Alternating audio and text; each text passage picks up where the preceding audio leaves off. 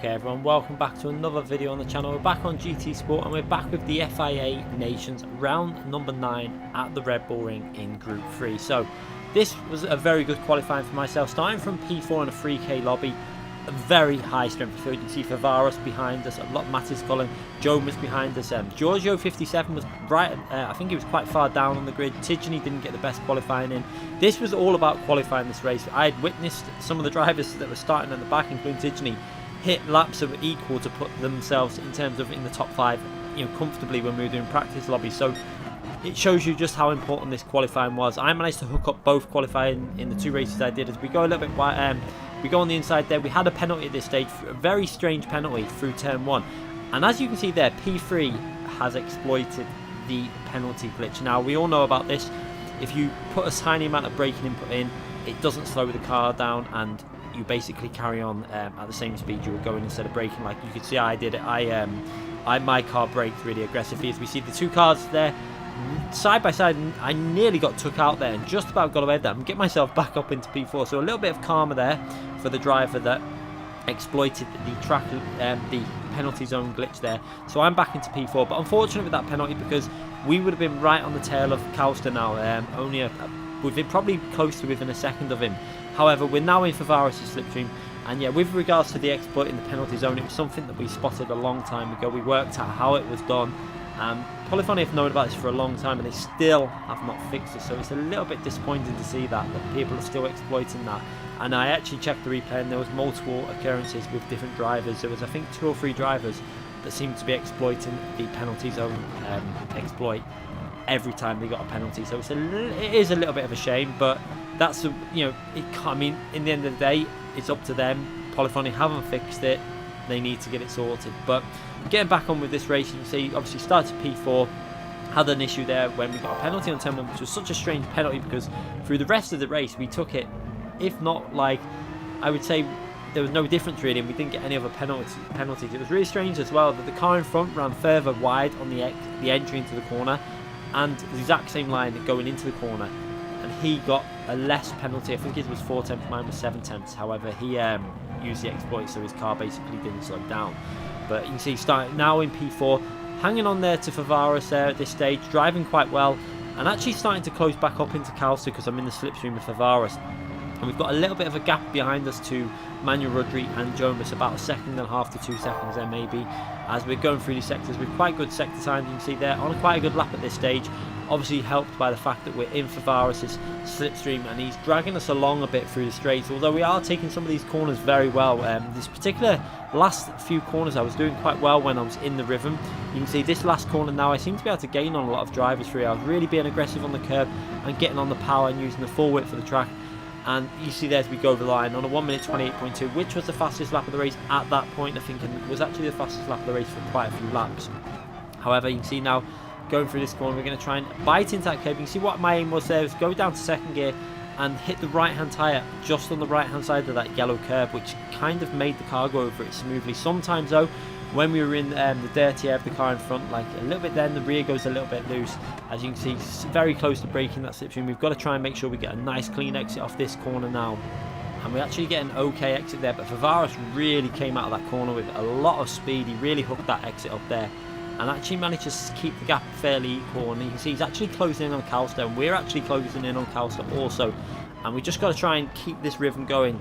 Now, obviously, this was a very high strength field. I think it was a 3K lobby this race. So a lot of the top drivers are in this race. So if we can hold on to a P4 in this race, I would be very, very happy. To pick up reasonably good points from a race with the caliber of drivers that are in this race, it would be a really big result for ourselves. You can see TRL Lightning managed to get an extremely good qualifying lap, and he managed to hit a 27.4, which I think was a personal best for him through all 3 races and the practice races. When I watched his video, he did mention that it was a personal best. I think this was my 2nd race. A lot of these drivers had done the 1st slot as well, so they had done that extra 1 race. It was quite interesting that in the first race I did, which was a 2nd slot race, we did a 27.8.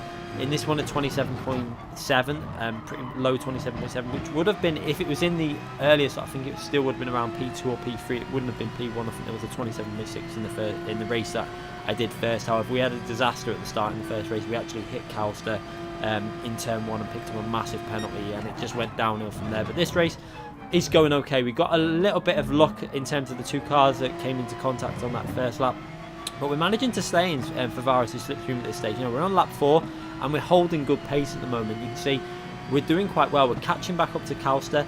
Lightning's staying quite a bit ahead of Calster. He's just managing to stay out that slipstream really about 1.2, 1.3 seconds ahead, and he looks like he's starting to just get in the rhythm of that car. Obviously, once Lightning is in clean air, that's when Lightning is at his best. He really does excel when he's got no one in front of him. I think a lot of drivers are like that, though. I do prefer having no one in front of me and just a clean track, just to have no loss of down through the corners, and you can really get on and push hard. As we're now trying to just stay in that slipstream as much as possible, you can see that Favaris is actually slightly lost it now. We're slightly out that slipstream, probably about a second behind him now at this stage, and just carrying on trying to push reasonably hard. Now, brake bias wise in this race, we went -2. I could have really started going a little bit more to the rear at this stage. Maybe that's something I do need to start doing around lap 4, you know, midway through the stint, is to start going a little bit further towards the front with cars like the Porsche. With other cars, you go further to the rear depending on the drivetrain. Obviously, if it was an FR car, you'd go more to the rear bias as the laps go on. With MR cars, more to the front, and particularly the Porsche, because the Porsche can start around -1, -2, and it drives really nice. But then when the grip starts going on them rear tyres, you need to start going more to the front bias to save the rear tyre wear a bit. You can see now Favaris really pushing hard, extremely aggressive on the brakes there, and getting very close to Calster's slipstream. It looks like that's what he did there, was really late on the brakes to get into the slipstream, because once you're in the slipstream, that's going to help him get, you know, dragged all the way along down the straight into the next corner. As you can see, look at the help that has actually given being in the slipstream to Calster.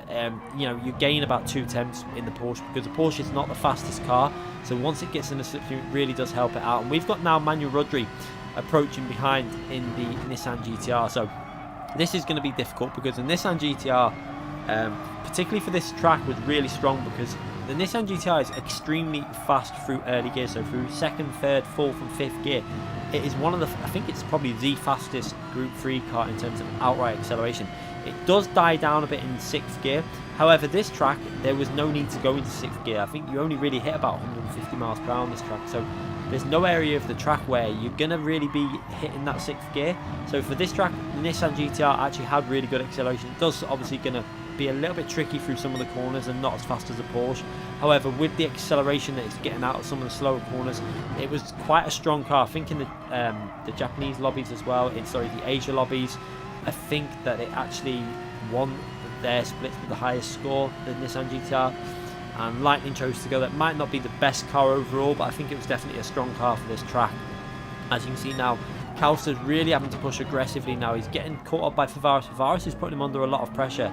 Unfortunately for Favaris, that Lamborghini is extremely hard to get past. You can see I'm managing to stay matching Calster's pace pretty much at this point now. We're pretty much level with Calster. We knew we'd be around the same kind of pace as Calster, because we had that practice race when we were right in the slipstream all the way through the race, and we actually managed to get past him on the final lap. So the pace was pretty much identical to Calster. Obviously, Calster had the straight line speed. The Porsche tended to have the corner and ability advantage, and then a slight, with the 1 lap to go, I think the tyres were a little bit stronger, giving it a few tenths of advantage on the last lap within each stint. But you can see now that Manuel Rodri behind me, you can see in the replay in the bottom right corner, is dragging along Jonas as well. So Jonas is in the slipstream of Manuel Rodri, obviously not actually able to get past, although they're 2 very fast cars that are approaching behind. It's not great for me, because obviously with the GTR is not the fastest through the corners. However, the R8 is very, very competitive through fast corners. It's one of the best cars through fast corners. That's why we see it at the top of the leaderboards at track like Nürburgring and the Suzuka. It's got amazing ability to carry speed through fast corners, and it's also one of the faster cars down the straights. It's not the fastest, but it's definitely faster than the Porsche. So you can see they're closing in quite aggressively. I actually started to drive a little bit scruffy on that lap. Going into turn 1, you can look at that Nissan GTR behind just closing in and getting bigger and bigger. It's just got such amazing acceleration. You're going to see it again as we pull out the corner. We get a really strong exit. Actually pulled away from him, but watch how that Nissan GTR just closes back in the braking zone. And we're coming into the pit stop phase now. This is the lap we're going to pit, lap 7, going into the braking zone, braking nice and early, and Manuel Rudry actually misses his braking zone. You just see him in the mirror. He hits me in the braking zone. It was a mistake. He actually apologised at the end of the race for that, so no real harm done. We didn't lose much time. We maybe lost half a second. Nothing massive. You can see they did pull away a little bit, the cars in front, but it was a mistake by Manuel Rudry there. He just totally got on the brakes late, and I think maybe with the slipstream he was picking up, with the speed that Nissan GTR goes, it just caught him out. But luckily for us, we were able to build a gap back up through them fast corners there, where obviously they're struggling with tyres a bit, and the Porsche is just a bit better through them corners. So we got the gap back up to about 7/10 as we go into the pit stop, and now we've got to be aggressive on the pit entry. You can see that it looks like Favaris has actually got past Kausa there, so Favaris got himself into P2. However, in the pits, Favaris, not sure what actually happened, but he either disconnected or something he may have actually got stuck in the pit lane, because when we checked, he was just sat there in the pits without able to move. So unfortunately for Favaris, he actually got this was the end of his race, so a little bit disappointing, because he had done a great job coming back through from quite far down on the field with some really fast race pace. However, this is the issue now we had, was with the Porsche. On the exit, you can see it stays in second gear, it doesn't go down to first gear. I have to manually shift down to first gear, and look at that Nissan GTR, how much time it's gained on me, because it's in a better gear as it comes out the pit. We go to the right hand side and just watch the Nissan GTR just come flying, but nothing I could do at this stage. We've actually lost a position because of the gearing that the game puts the Porsche in. It should really put it in first gear and let it just accelerate out. It's such a strange thing that it puts it into second gear when first gear goes up to 70 miles per hour and we're only doing 40 miles per hour on the pit exit. So that's a strange one. It really should be in first gear, and it's actually lost us that P4 position. So it was a little bit frustrating, and now we've just got to try and sit in Manuel Rudry's slipstream for as long as possible. Obviously that car is so fast down the straight, even when we're in the slipstream, it's quite an effort to stay in it. And then obviously we're going to get a little bit of loss of downforce through the corners as well, so we're not going to be able to carry quite as much speed, although it is still going to be probably stronger through the corners than that Nissan GTR in front of us. But behind us now, we've also got Jomas. Jomas didn't manage to get past on that straight. You can see that Manuel Rudry just got a massive gain from that pit stop here. I think he gained about a second and a half over Jomas, and probably a second on myself, purely because of the exit coming out of the pit. So a little bit unfortunate. However, I did know that that would happen in this car.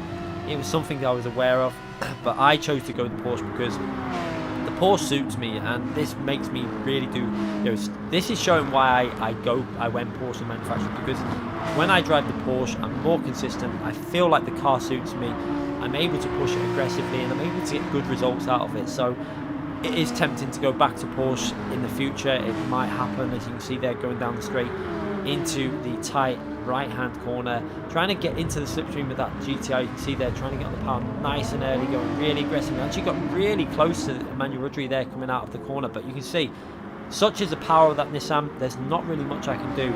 I decided to go back over to the left there. I really should have stayed in the slipstream, but I pulled back over to the left, just to basically say I'm not going to be able to even try and pass you from there, because the car is just, that Nissan GTR is just far too fast. And you can see there behind there is a few other cars getting involved with this battle. However, they pitted a lap earlier, I think, so they've kind of jumped up the field a little bit. Kind of a false position really, because they jumped up the field a bit, which is give them slightly better position than what they would actually be in, because their tyres are going to wear out quite, you know, a little bit faster than the cars that are around me, like Jonas and Manuel Rudry. But that Audi R8 was very competitive. It was good to see that there was such a close speed between so many cars at this track. It was really interesting, because a lot of people expected this race to be a single make race. However, we had Porsches, we had the Audi R8, we had Nissan GTRs, we had the Lamborghini, we had the Atenza, we had Mercedes in this race, and it really does show you that it was more about preference of how the car drives for you. And for me, the Porsche is a car that I've always enjoyed driving, and it actually suits me quite a bit, as I go really aggressive there on the exit there, trying to get good exit speed. We had a little bit of a loss of downforce coming out the final corner onto the back straight, which gave Manuel Rudry the chance to pull away, and you can see we've actually lost that slipstream to him, and he's actually getting very close to Cal. So just look how close this race still is between the top drivers. This shows you again, you know, top split races with high rated drivers, how important qualifying is. You know, P2 just up the road, you know, P4, 5 and 6 right behind. this is still, you know, up for grabs, these top 6 positions, pretty much for anyone. As you can see there, Jonas getting very close. As I turned into that corner, I braked a little bit earlier, and the car just really gripped on the front end. And I got massive front end grip and turned in way too early. A little bit of lack of concentration, quite a big mistake, but luckily for myself, was able to defend against Jonas on that inside by just holding the inside line and then getting quite a good exit speed from there. But you can see the gap to Manuel Rodri, he's actually pulled away by about 2 seconds now in front of us. So we're going to have to try and put some lap times in to try and get back onto the rear of Manuel Rodri. It's going to be very hard. However, with the tyre wear advantage, we might be able to get a little bit closer on the final few laps. As now, I mean, just look at this lap. I think when we go over the line, you're going to see how poor this lap really should have been a 28.5 or something like that. And as we go over the line, we're going to see it's a 29.2. So we lost about 7 tenths, maybe 8 tenths of a second through that mistake on that corner where we turned in way too early. But at the moment, we're under a lot of pressure. You know, when the pressure's on, you can make the odd mistake, but we got away with that one, and we're still in 4th place in this race, with Jonas pushing on very aggressively in that Audi. Luckily for me, though, in the Porsche, even though the Audi would be better on this straight, I was able to get really solid exit from turn 1 every time, taking pretty much the same line as Jonas behind us. However, I think the gearing that I was in, going down to 2nd, really gave me a lot of grip and acceleration coming out of that corner. So now we've just got to concentrate on keeping this car smooth to end. We're on lap 11, just 3 or 4 more laps to go in this race. We've got to try and see if we can catch back up to Manuel Rodri and see if we can make an impression back on Calster, because they've obviously, with them few mistakes that we've made in the pit lane, where we lose about 7 tenths with the pit lane, and then the extra maybe half seconds is 7 tenths that we lost with that mistake, we've dropped back by about 2 seconds or so here. And so we really do need to try and pick up some consistency and try and get back on the paces. We're actually doing a better job on this lap. You can see pushing very aggressively, keeping Jonas behind us by about half a second. When he's in the slipstream on the straights, he was gaining 2 or 3, maybe 2 tenths, sometimes 3 tenths on the longer parts of the straight on the main straight. However, through the corners, we were able to extend that lead sometimes, especially through this last corner. I was able to this last corner was very strong for me. I was able to pull out a tenth from most drivers there. Especially, even for Varas, we were gaining on him on that corner sometimes. However, going into this is where we're going to be under pressure. This is where I was really worried about with the, obviously, the Audi behind me. However, the Audi just couldn't really, I think maybe the curbs, because the Audi is a little bit trickier on the curb, so I think he wasn't able to get on the throttle quite as aggressively as the Porsche was going through the corner. So luckily for myself, able to defend into turn 2 and keep that position now. And again, the Porsche quite good on the power here and traction because of the long first gear. So again, into the next overtaking opportunity, which is down this straight, we're able to defend. You see, I'm going to the right hand side. Jonas is in the slipstream, and he's not really close enough to make a move there as we go into the braking zone. And you can see we've actually caught back up to Manuel Rodri a bit now. We've actually got that gap under 2 seconds. I think it's about 1.6, 1.7 seconds at this stage when we live streamed it. So we've actually started to close back in, and also close back in on Calster a bit. We're gaining again on Calster. Obviously, Calster under a lot of pressure also with Manuel Rodri right behind him. This is really entertaining racing. This is a lot of pressure, this type of racing. I think this was probably the most pressure I've been under in terms of a GT Sport race. I really did feel it in this race because it was such a high, you know, a lot of races in here with that are known on the game. It's really important to get a good race, because we've had some bad races recently where we've not really practiced much, not really put much effort into, you know, trying to make sure that we're up to speed. But this race we put quite a bit of practice in. We obviously practiced the day before in the live stream, and on the day we did a couple of open lobbies to warm up for this. So although we missed the first slot race, by this race it was a second slot race, and I felt like the speed was back up, you know, back up to where it should be, and we're competing with the drivers that we really should be, you know, right at the front of the grid with some of the best drivers on the game. So I was really happy to be back amongst these type of drivers. Calster doing an amazing job also on the control pad, it has to be said, in that Lamborghini. You know, a lot of people say about the control pad being slower, but that is proof that if you've got the skill